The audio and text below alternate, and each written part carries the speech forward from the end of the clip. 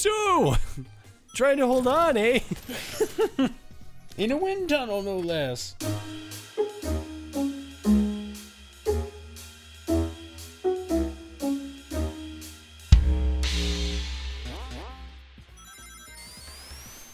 You ever thought about like how much that must hurt for old classic games?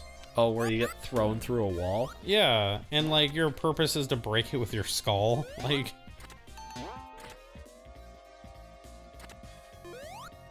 I just think of that Eminem song, Brain Damage. Jesus. I mean, I guess that's a way to look at it. Brain damage.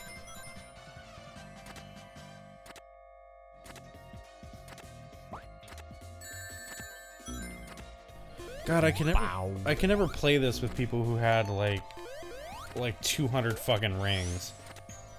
And I'm like, how are you not stressed out the entire time that you have all these rings? Like when I played these games, I had like 3 rings. See, like that's when you're stressed.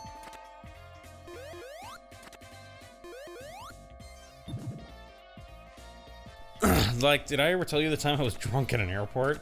Well, actually, I was drunk at an airport several times, but one more specifically, like my flight back from. I was living in Chicago, and it was my flight back from California to Chicago. No, I haven't heard this story. Okay, so this one's great because I had stayed out till like, so my flight was at like 6 or 7 in the morning or some shit, and I had stayed out at like an Irish pub with some old friends. When I say old, like I haven't really met. Well, I guess it's been a while, but anyway. When I say old, they had dust for bones. Well, I meant old, like, I haven't really, like, talked to them or hung out with them in a while, but it feels like just yesterday that I've seen him, so it's kind of hard to say that. I don't know. In any case, like... Thanks for lying to me. What do you mean lying? They're old, they're not old, they're, like, friends I haven't seen in a while. I felt like I saw them yesterday. What the fuck ever, Tim? Where's the story going? Anyway, wow. Fuck me. Seriously. Just blow up your fucking thing. It's not gonna, yeah, just, alright. Yeah, super helpful. Anyway, so, to provide a little backstory, so I usually go out, or at least when I was doing it, I would go out to California for about 9 days. Saturday to Sunday, or Saturday to the following Sunday, rather. Okay. I'd go out there, I'd visit, like, all my friends. I would do all the things that I love to do, like go to Six Flags, go to all Cindy, Linda, Carolyn. Shh. Don't say their names in the call. Anyway, so I do all the things that I love to do, and kind of make my rounds with all my friends and stuff like that. One of my closer friends, at the time anyway, she was at, she went to school out of state, and she was visiting. She literally like flew in the day before I was leaving. You know what I mean? Oh, okay. And my flight was at 7 in the morning, so it was like she was flying in the day I was leaving, kind of thing. Yeah. And so we were like, I was already hanging out with all of our mutual friends, and I was like, I guess for the record, they were her friends first. I kind of just got inducted into the group. Anyway, so we were all hanging out, and I said we should really do something. Like, let's hang out, do shit. Like, let's party it up, and we did. We do. So, bless my other friend's heart, because I was not only staying with her, she was my ride to the airport in the morning. Okay. And like, bless her, because she's a fucking angel, because she not only put up with my dumb drunk Tim shenanigans, she still got up in the morning and drove me to the airport without being late and while waking me up, being as belligerent as I was, which is a part of the story that I'm getting to. So like, shout out to her for putting up with my shit, because I fucking wouldn't. Right. So that being said, we all went out to eat, and I'm like, you know what? It's my last day. You just got in. It's not very often we hang out and do stuff. Let's, like, let's get this fucking party rolling, you know what I mean? So she's like, there's a bar I really like to go to. It's an Irish pub. Let's go. And I'm like, fuck it. You know what? Let's do it. This sounds great. So we go. I drink a lot. I don't condone it, but I drank a lot. I'm not driving. I have no responsibility. I have to literally get on a plane. So we go to the we go to the pub. We start doing shots. I make friends with literally like everybody that is there. I started, from what I'm told, like I started walking up to random tables, introducing myself. Like I would buy a round of shots for the table, including myself, and make new friends, and then drink from all their drinks and leave. Like, this bar, apparently is noted for making drinks out of watermelons. Okay. Like, whole watermelons. They'd carve out some of it, they'd blend everything together, put it in there, and you could order it. Okay. But you had to, like, order it, like, hours in advance for them to, like, get it to set right, because there's, like, a full bottle of booze in it. Okay. So, like, a table had done that, and I'm not responsible enough to make that kind of order way in advance. So I, like, walked up to their table, bought a round of shots, and said, can I please try this? And they're like, sure. They handed me a straw. Best friends for the rest of the evening. We all danced together. We drank more shots, had a bunch more drinks. I went back to my original group of people. We all drank. Our groups eventually combined very briefly. Like, we all exchanged, like, drinks and, like, had great time and swapped stories or whatever else. Went back to dancing, and they had a DJ, and it was phenomenal time. I ended up drinking more with like a couple other tables, and of course with the group that I was there with initially. That being said, obviously part of the story is the fact that I drank a lot for a very long time. Okay. So we were there all night. We were there till bar close. We were there till probably 3-4 o'clock in the morning, when my friend, once again, Super Angel, comes up to me and says, Tim, we should really go now because it's like 3 in the morning. And I was like, okay, like, you're responsible. I've been drinking all night. Let's do it. So she pours me into the passenger seat, pours me into like the house at this point. I completely pass out and I get woken up. Luckily I had packed before we went out because drunk Tim at this point was not. So you have to keep in mind, like, by the time we left the bar and by the time that she woke me up, I'd not only slept maybe 3 hours, it's only been 3 hours since I had my last shot. Yeah. So I am still very much drunk and very much not wanting to get on a plane. Yeah. So I think at this point it's just like, I'll eat the ticket, I just want sleep. Yeah. And so she like kicks me awake. And she's like, Tim, we gotta go. And I'm like, to what? And she's like, you're retarded. We have to get... You're stupid. You're fucking stupid. Get up and get in the car. We gotta go to the airport. And so she... So eventually she coaches me out of bed and into the car. And I throw my shit in there and I pass out all the way to the airport. And she, like I said, she's very, very nice because she very, very politely was like, get the fuck out of my car. I'm going home and going back to bed, you piece of shit. Yeah, I love you. Get the fuck away from me. Yeah, like, how dare you fucking put me through, like, everything you put me through to get to this point. So she kicks me out of the car, and now I'm left to my own devices at the airport, drunk. Okay? Yeah. So I thoroughly believe that everybody has two cards while they're drinking. Two cards? Cards that they can play. Okay. They have a sober up card, which lasts for 15 minutes. And it makes them go from drunk to sober long enough for them to get whatever they need to get done. They also have an oh shit card, which lasts for 10 minutes. Meaning that they can, meaning in times of like dire emergency, they can play their oh shit card, get 10 minutes of sobriety, and go forward in time as to whatever it is they need to do, and then go right back to being drunk. I used both of those cards at this airport. So the first one I used was, okay. I need to check my bag and get in line at the TSA. The TSA. The people who are really gung-ho about this 9/11 nonsense. And being Conspiracy. drunk. And being drunk at 7 a.m. at an airport is not allowed. I'm gonna put it to you this way. They may be okay with people drinking and stuff like that at the airport. They're not cool with it. Okay? They're not fucking cool with it. Yeah, they don't get on with this. They're not on board. So, I'm at the airport. I get in, I check my bag, I'm totally fine. Nobody asked me any questions, thank fucking God, because I don't know what my answer would have been. So I get in line at security, and here's my first card, the sober up card. The second I hand the TSA guy my ID, I sober up. And he's like, how's it going? And I'm like, great. And he's like, really? And I'm like, yep. He's like, huh, where are you going? I'm like, back home, Chicago. I'm like, I got work tomorrow. I'm like, I'm just out here visiting friends and stuff. Caught an early flight to get back home. Made sure I had enough time to get to my night job. And he's like, huh, that's pretty responsible of you. And he's like, all right, everything seems to check out. He's like, cool.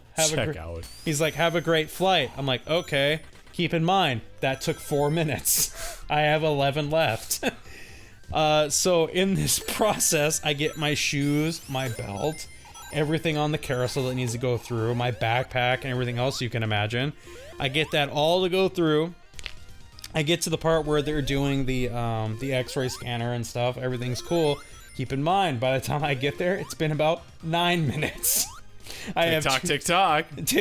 I have 2 minutes left to fake it till I make it to get out of TSA before I get, figuratively pulled over. Yeah, accosted. Yeah, so I get through, the whirly bit scans me. They realize I don't have any, like, I don't know, grenade launchers in my pocket. Flamethrower penis. Yeah, and so I get through, and the security guard stops me. He stops me one more time. He fucking stops me after scanning me. Pulls me off to the side, and he's like, how's it going? I'm like, good. And he's like, all right, I just have to swab your hand. And I was like, you have to what? Pardon me? And he's like, I have to swab your hand. And I'm like, for what? And he's like, oh, to make sure you don't have any residue on your hands. And I was like, that's pretty fucking weird. And he kind of looked at me, and I was like, but you know, whatever you need to do. And I like held out my palms. Keep in mind, it's 10 minutes now.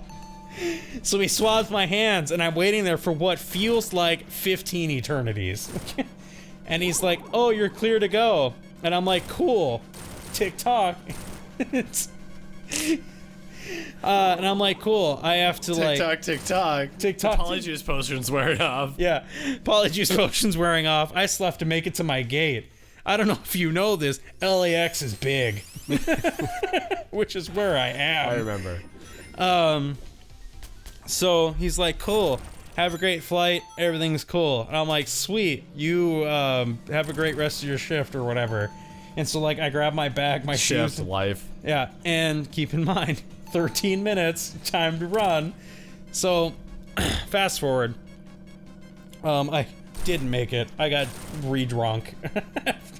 Like, on my way there. I made it to... Explain re-drunk. Re-drunk as in, the card wore off. Oh, the card wore off. The card wore off, and now I'm suddenly responsible again. I was like, did you seriously go to an airport fucking bar and get an eye-opener? So, details are a little hazy. I'll tell you what I remember.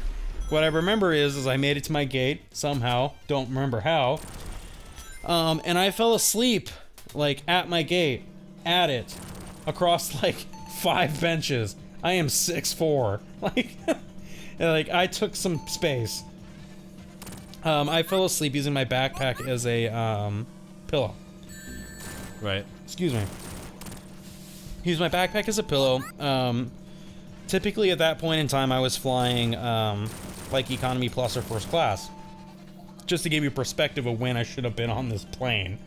So I fall asleep, backpack pillow, and basically, I wake up to the sound of last call going to ORD, Chicago. now loading group like 17 or whatever it was. Yeah. And I woke up, I'm like, oh, that's me. Okay. So I walk up to the gate and I hand her my pass, and the lady looks at me and she's like, oh, she's like, oh, you were first class. You should have boarded like a little while ago. And I panic. I fucking panic. I don't know if you know this. You don't panic when you're staring at security to get on a plane. So I panic, and my second card gets used immediately, which is the, oh my god, like emergency card. I need 10 minutes. So I use it, and she's like, oh, you should have been on a little bit ago. Like, you could have boarded, like, however long. And I'm like, oh, yeah. I like, just shit. I was like, oh, yeah, like, totally. I'm like, I just missed the call or whatever. And she's like, oh, it makes sense. Like, I hear that every once in a while. I'm like, oh, Even do though you? you were sleeping probably 25 feet away. Yeah. I was like, oh, do you? Cool. Like, lying to you. So I think it's like pretty well known that the job that I had when I was living in Chicago, I didn't like. I didn't want to go back. Chicago's my home. Why would I do this? So so I've already handed her my ticket, and I'm standing there, and there is a line forming behind me, and she's like, sir, is everything okay? And I had realized that I had been standing there having her monologue this entire time about how much I didn't want to go back. And I was like, oh, I need just a minute. Like, I need to, like, think about this. And the lady who's taking my ticket was older. So thankfully she got it, because if I would have said that to anybody else, they would have been like, we have a code black. This dude's trying to kill us. So I'm like, yeah, I need a minute. I need to think about this. And she's like, oh, okay. She's like, well, you can just stand over there. And I'm like, okay. So I stand over there. I am the last person to get on this plane. I am in first class, by the way. And I'm standing off to the side, and she's like, oh. So she comes up to me a little bit later, and she's like, so we're like done boarding. Yeah, we're like leaving. Like, what's your fucking deal, bro? And I'm like, so I'm standing there, and I'm like spacing out really bad. I'm really drunk. I should be on the plane by now, like trying to figure out my life. And I sit there, and I'm like, I just need another minute. And she's like, sir, we're gonna close the door. And I'm like, fuck. She's like, my car is still there. I'm like, all right, I'll go. So I re-hand her my ticket and get on the plane. And she's like, oh, you're so sweet. In the midst of all that, she's like, the only other time I've ever seen this is in like acts of love. Like, what's her name? And I looked at her and I was like, what? She's like, what's her name? I'm like, whose name? My car? She's like, what car? I'm like, my car in Chicago? She's like, no, the name of the girl here. I'm like, what girl? She's like, the girl you're contemplating. I'm like, I'm not contemplating any girl. She's like, what? She's like, I'm like, I left my car in Chicago. I'm like, I need to go get that. And she's like, are you okay? And I'm like, I just need to get on the plane. She's like, she starts laughing. She's like, you're sweet. You should probably go now. I forget, was this the older gal? No, it was the same gal I was having the conversation with, the older gal at the airport security. Or I should say the gate agent is there. The gate agent was older. Yeah, the gate agent was older, and so she like pieced all of it together. I think she knew at that point that I was very much drunk. Okay. But the girl you were having a conversation with was not older? No, same lady. Oh, same lady. Yeah. Okay. Yeah, it was the same older lady. So she like, she was the one who told me, okay, go stand over there. Okay, I'll give you a minute. Okay, you should get on the plane now. Like, if you're trying to piece your life together. Yes, that was the time I was very drunk at an airport. One of the times. There was another time that was great. It was also the only time I ever clapped for the pilot who landed the plane. Yeah, I did that. Whoa! I did that white people shit. Although, to be fair, like, the entire plane did it. Because we were trapped at the airport for 8 hours. Oh my god. Yeah. At LAX or Chicago? That was the time that I was trapped in Michigan trying to get back to Chicago. Oh, God. So, like, when I was doing, like, some management training and stuff like that, they shipped us out to, Michigan for the company that I worked for at the time. Name that shall not be named. Mostly because I hate it. So anyway, they shipped us out there, and in part of our training, we're supposed to spend a week out in Ann Arbor, Michigan. By the way, college town. Fucking awesome. Like if we could go, great pizza, awesome place to walk around and do shit. Nice. Anyway, also, aside from Connie, it's probably the only decent place in Michigan. The rest of it's got water problems in Detroit, so... well, you had to go there, didn't you? Oh, yeah, like what? Take a shot at Flint. Like, common problems are not a thing we could talk about on the channel. I don't care. Drunk Tim don't give a shit. Although I'm not drunk, but... in any case, so... We get there, we do the training or whatever, they drop us off back at the airport, and, we get to our gate. I think for story's sake, I am sober. Fully sober at this point. Okay. So we get to the gate. We have like an hour and a half till boarding. I met a couple people through this class and everything. We're all going back, or we're all either taking the same flight or have the same relative flight in terms of timing in order to take off. So we go to the airport bar. I get a couple Bloody Marys, stuff like that. We're chatting it up, having a good time. Everything's all cool. We hear the call, like, hey, flight whatever going to Chicago O'Hare, like, we're boarding now, let's do the thing. They load us up on the plane. I get on the plane. I've got no buzz, disappointingly. We sit on the tarmac for an hour and a half without taking off, with no explanation. They load us on the plane, tell us to get buckled, drive us out to the runway, and then sit there and be like, it's gonna be a few minutes. Then we sit there. Oh, God. And we sit there, and then like 15 minutes later, like, yeah, just some traffic, like, it'll be a few minutes. That goes on for like an hour and a half. By that time, we're like, what the fuck is going on? Like, we could have been back to Chicago by now. And eventually they break out saying, like, we're gonna, like, we can't take off right now. We're gonna go back to the gate and get you guys off-boarded. And we'll let you know, like, when we're taking off again. Oh, God. So they drive us back to the gate, drop us off, kick us off the fucking plane. So me and the people that I met and everything else, we go right back to the airport bar. And we just start getting just hammered. Like, they gave us, like, drink tickets and stuff like that for food and everything else. We burned those in 10 minutes. Like, that's how much we were fucking drinking. God. We were getting absolutely fucking blitzed. And we get to... So, like, I drank, sobered up, ate, drank again, and was drunk again. Well, that's how long we were waiting. It was like 8 hours that we were waiting for this flight to take off. Oh, my God. So we finally got the notification, hey, we're reboarding the same plane we kicked you off of. So we got on the same plane. I'm drunk. So drunk. We get on the plane. I'm chatting it up with, like, the stewardesses and everything else. And, we get to the tarmac again. We wait there for 30 minutes before we could take off. And we're sitting, all of us are getting pissed. We're like, if they kick us off again, I'm going to be furious. Because at this point, it's like 3 in the morning. We had been drinking for hours, yeah. Like, when they kicked us off. We're like, oh my God, just get us home. It's like an hour flight. Just fucking get us there. I'm like, if I could run there, I would. But I've been drinking too much, you fucking assholes. Right, you guys got me drunk. Yeah. So we get there. So we get on the tarmac. They finally take off. We're like, fucking thank God. So we take off. I'm chatting it up with everybody. I am literally...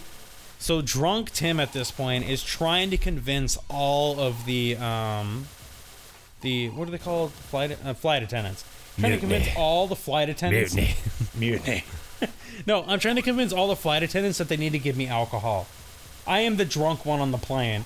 Yeah. Not a fucking one of them was stupid enough to be like, yeah, this is a great idea. Let's give him booze. Yeah, this is what I want to deal with. Yeah, and so they're like, they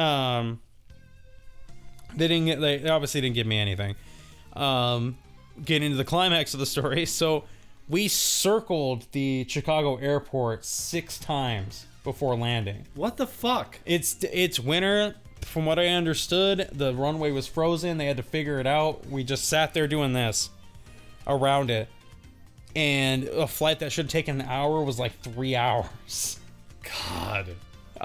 So I'm still like buzzing. I'm like getting hungover because I've been awake and drunk and re-drunk and re-drunk again for so long. Yeah. So by this time, I'm just like, I need to just be gone. Otherwise, I'm either gonna puke or pass out, one of the two, and none of you are ready to deal with either one of these scenarios.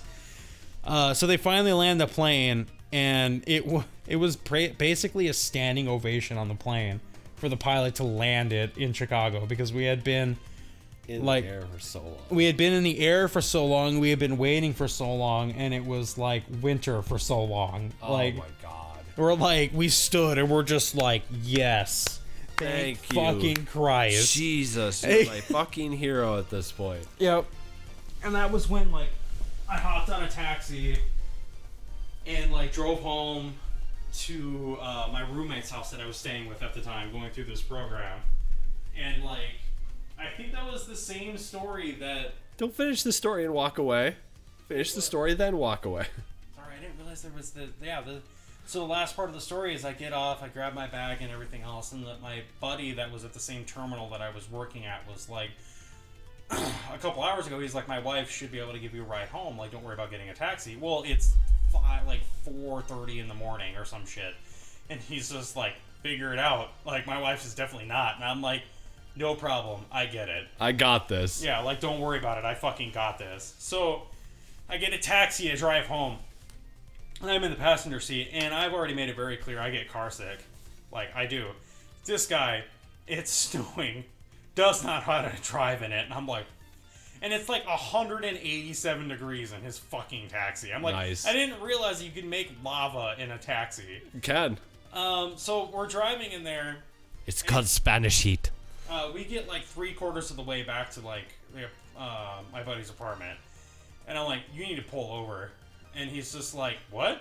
I'm like, pull over. And he's like, no, we're almost there. Like, just be fine. I'm like, you don't understand. I get car sick. And you drive like shit. I'm like, pull over. And he's just like, no, just wait. We're almost there. We're almost there. And I'm like, you pull over or I'm puking in your car. And he's just like, okay, let me just get off the freeway and blah, blah, blah. And I'm like, too late. Rolled down the window, puked outside of his car.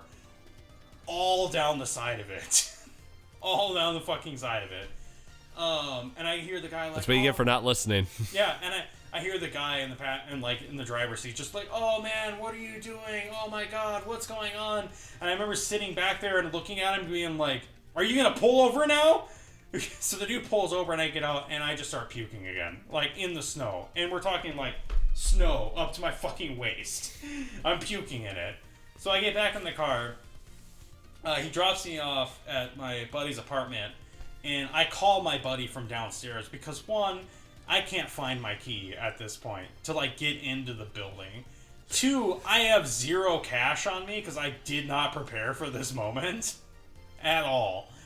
So I call my buddy, I'm like, I have 2 questions. And he's like, alright, shoot, what's going on, buddy? And I'm like, alright, you're obviously awake. Can you let me in the building? And he's like, absolutely. And he's like, I'm assuming you locked your key in your bag? And I'm like, yep.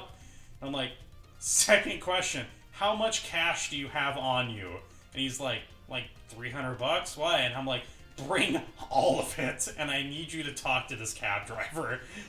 And he's like, what? And I'm like, dude, I'm too drunk, and he's just cursing at this point. I'm like, I don't know what he's trying to say to me, and I'm like, and I have to puke again.